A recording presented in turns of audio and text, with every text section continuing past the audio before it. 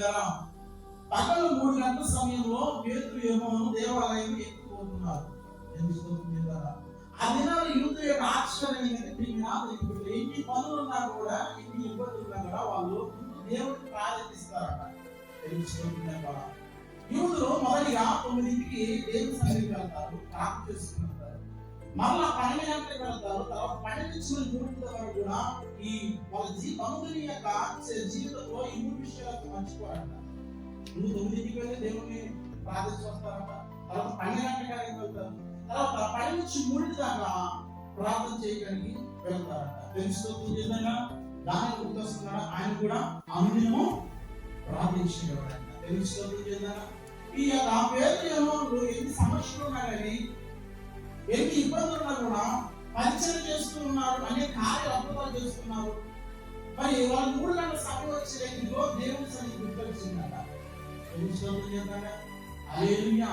యేసు ప్రభు మరణించిన అమోదం అయిపోయిన తర్వాత శిష్యులందరూ కూడా మళ్ళీ సాక్షిగా బ్రతికారు, గొప్ప కార్యాలు చేశారు, గొప్ప గొప్ప అద్భుతాలు చేశారు. పేతురు నడుస్తుంటేనే ఆ నీడ పడితేనే స్వస్థత జరిగింది అని గమనించింది. అటువంటి యొక్క బిజీలో ఉండి కూడా ప్రార్థనకి ఎంత ప్రార్థించినట్టే ఈ పేతురు దేవాలయంలో ఎక్కిపోతున్నటువంటి సమయంలో అక్కడ ఒక పుట్టిన మొదలుకొని పుట్టినవాడు అక్కడే ఉన్నాడంట. Praise the Lord. హల్లెలూయా. ఎక్కడ ఉన్నాడు? ఆ సుమారు దేవాలయం కూర్చున్నాడంట.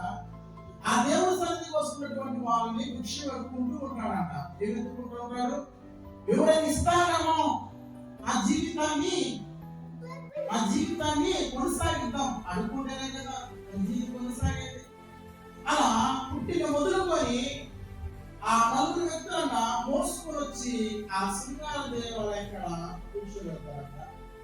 ఆ దేవుని సన్నిధికి వచ్చినటువంటి ప్రజలు ప్రతి ఒక్కరు కూడా ఏమడుగుతారంటే కానుక సంతానం వాళ్ళ భిక్ష ఎత్తుకుంటూ ఉంటాడంట. అలాంటి సమయంలో పేతురు కంటిలో యోహాను కంటిలో ఈ గుడ్డివాడు అంటాడంట. Praise the lord.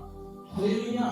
చూడండి ప్రేమ నాదరికి బిడ్డరా, పుట్టిన మొదలుకొని 4 చేత మోయించుకొని శృంగారం యొక్క మెట్లు ఎత్తు కూర్చున్నాడే కానీ చూడండి, అంటే మనుషుల మీద ఆధారపడే వ్యక్తి.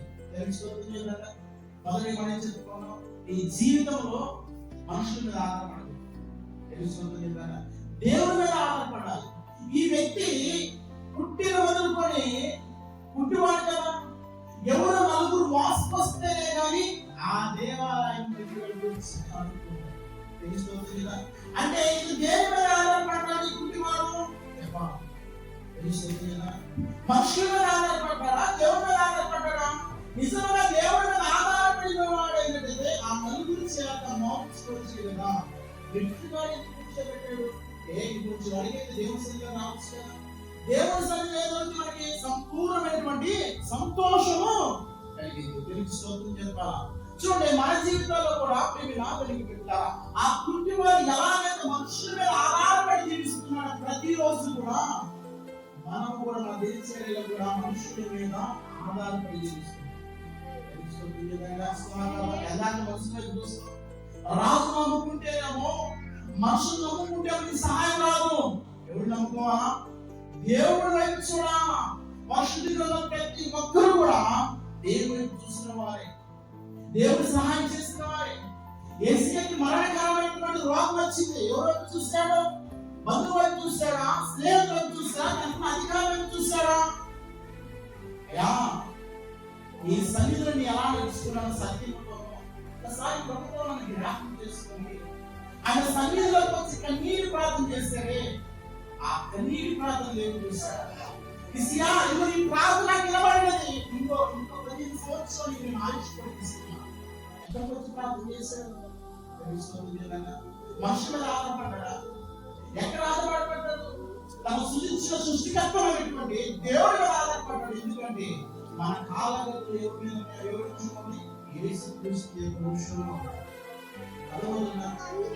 ఉండివాడు కదా. ప్రతి దినం కూడా 4 మోసుకొస్తేనే ఆ దేవాలయాన్ని కూర్చున్నాడే. అక్కడ మోసుకొచ్చిన వాళ్ళు, అక్కడ దిక్కున వాళ్ళు దేవుడి సన్నిధిలో రావచ్చు కదా. దేవుని సన్నిధిలో వస్తే స్వస్థలు ఉంటాయి. కోనేటి వద్ద ఎంతమంది కాసుకున్నారంటే వాళ్ళ జీవితాలు మార్చుకున్నామని, వాళ్ళ బ్రతుకులు మార్చుకున్నాయి. ఒక్కొక్కరు ఒక అనారోగ్యంతో వచ్చారు. ఏదైతే ఆకాశం నుంచి మొదటిగా ఆ పర్వతం నుంచి ఒక దేవుడికి వచ్చి ఆ నీటిని కదిలిస్తే ఎవరైతే మొదటిగా దిగుతారో ఆ కోనేటిలోకి వాళ్ళు ఎటువంటి రోగమైనా కూడా స్వస్థత వచ్చిందంట. తెలుసుకోవద్దు ఏంటంట, హల్లెలూయా. గుడ్డి వాళ్ళు ఉన్నారంట, గుడ్డి వాళ్ళు ఉన్నారంట, రోగులు ఉన్నారంట, గల వారు కూడా 4 గుంపులుగా పడి ఉన్నారంట. అంటే అన్ని గ్రామాలలో వచ్చి అక్కడ కూర్చొని కాపు కాస్తున్నారు. ఎందుకు కాపు కాస్తున్నారు? ఆ సమయంలో దేవుడు తెచ్చుకోలేదు. ఆ నీరు కలిగించినప్పుడు ఎవరైతే మొదలుగా దిగుతారో ఎటువంటి వ్యాధి ఆ చుట్టుపక్కల అందరూ కూడా తన జీవితాన్ని మార్చుకోవచ్చు. ఆ కోనేటి హల్లెలూయా. అలాగే 38 సంవత్సరాల నుంచి అక్కడే పక్షవాయువులు పడి ఉన్నాడంట. ఎవరు పట్టించుకోవాలి. తెలుసుకోవాలి. మనుషులు చూశాడు, సహాయం చేసేవాళ్ళు. మేము బాగుంటే చాలు, మా బ్రతుకులు బాగుంటే చాలు. ఇదిగో 38 సంవత్సరాలు అక్కడే కోనేటి వద్ద